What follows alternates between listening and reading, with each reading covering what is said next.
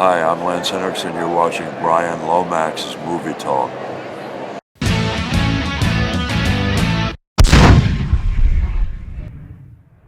The lovely people at Lionsgate UK recently sent me a DVD copy of The Guvnor, which is soon to be released in cinemas on the 7th of October, selected cinemas, and then DVD on the 10th of October. The film is directed by Paul Van Carter, who has previously done a lot of producing work. He produced the documentary Gascoigne, but this is his first foray into the world of directing. The Guvnor tells the story of real-life hardman and self-proclaimed governor Lenny McLean, who was also a bare-knuckle fighter. Now, his story is told through the eyes of his only son, Jamie McLean, and that is both the film's biggest strength and its biggest weakness. If the truth is subjective, then that has never been more evident than with a film like this.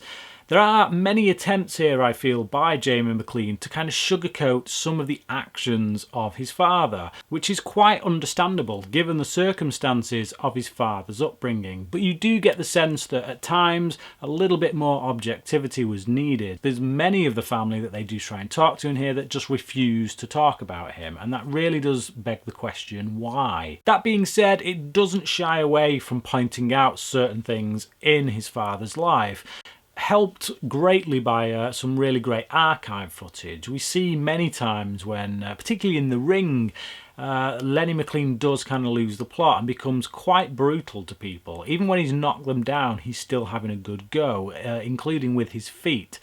So we do get a picture of the kind of violent man that this guy was. But what his son helps to do, and what he desperately seems to try to do during this, is show us the more softer side of Lenny McLean, the family man side that perhaps most people wouldn't have seen. We also learn of his very rough and abusive upbringing by his stepdad, which does account for much of the actions of him growing up.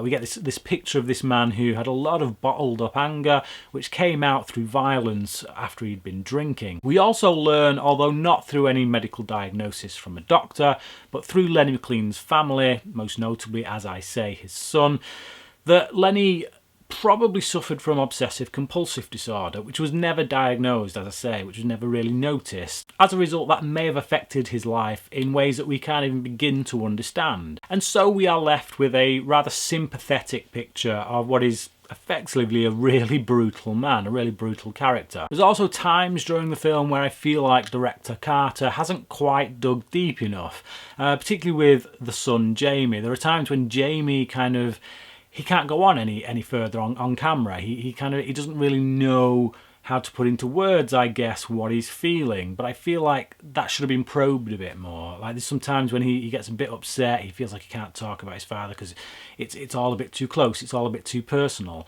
I'd have liked the director to have dug a little bit deeper there. Even so, I still think this is a really good film. If you don't know anything about Lenny McLean, if your only knowledge of him is as an actor in Lock, Stock and Two Smoking Barrels, then this is a good film to watch. I think it'll give you a really good insight into a character that I guess has become quite cliched now. We see a lot of characters like this in East End films like Legend, which, the recent film starring Tom Hardy.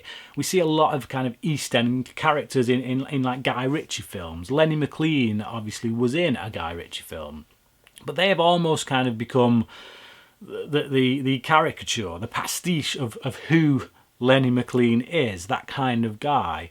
So yeah, if you're interested in that culture, if you're interested in those kind of films, then here's the real deal. I look at some of the footage in this film, some of the archive footage of Lenny, and some of the stuff that he did, the fights that he got in.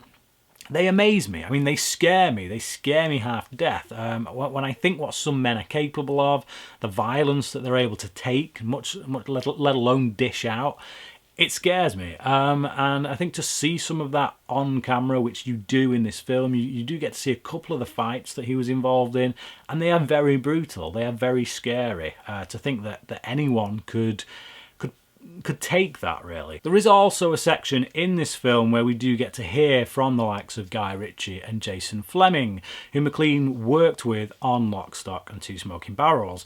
And that for me was one of the most entertaining parts of the film, because obviously I'm interested in film. So hearing what these guys had to say about him, was quite entertaining for me. It was quite interesting to listen to. There's some really nice anecdotes, in particular from Jason Flemyng, who does give this picture of a man who at once is both scary but also quite funny, who has a particularly cheeky sense of humour. Towards the end of the film, Jamie McLean does point out that when they started making it, it was meant to be a documentary. It was meant to be this documentary film, but it kind of didn't end up that way. He openly admits that it became something more of a celebration of McLean's life. And I think that's the way you need to approach it. I think you need to go into this not looking for a deep exploration of him as a character, but more a celebration of who he was as a person. If they hadn't addressed that in the film, then I think it would be problematic for me because of the subjectivity, so to speak, of the people involved in the making of it. But because they do address it in the film, then yeah, for me, I can accept that. It becomes a lot easier to handle. Go into this looking at this as a celebration of this man's life, regardless of whether you like him or not, regardless of what you know about him or not. Ultimately, the film works best as a reminder that we should treat each other with kindness and respect, because what we do to others has an effect on their lives. So yeah, really good film, really good documentary, a few minor criticisms as I said, but I give it a solid 3.5 out of 5. So there is my review of The Guvnor, which as I say will be in selected cinemas during early October and on DVD a few days later. But I want to know from you, what is your favourite film set in the East End? You know, that kind of Cockney, wide boy kind of gangster type flick. That kind of film, what is your favourite one? I particularly liked Legend. I thought it was quite underrated. So anyway, comment below, let me know, and until next time, thanks for watching.